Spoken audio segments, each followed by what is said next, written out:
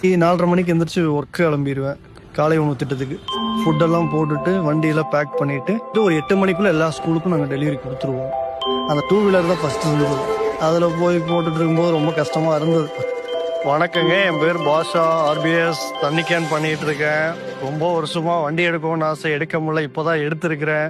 CNG 2.0 வண்டி நான் தண்ணி கேன் பிஸ்னஸ் பண்றதுக்காக எடுத்திருக்கிறேன். வண்டி மைலேஜ் நல்லா இருக்குது, மெயின்டெனன்ஸ் அளவு எதுவுமே கிடையாது, சூப்பரா அது பாட்டுக்கு போயிட்டு இருக்குது. பிக்கப் பார்த்தீங்கன்னா ஒரு 70-80 கிலோமீட்டர் வரைக்கும் போகுது ஸ்பீடு.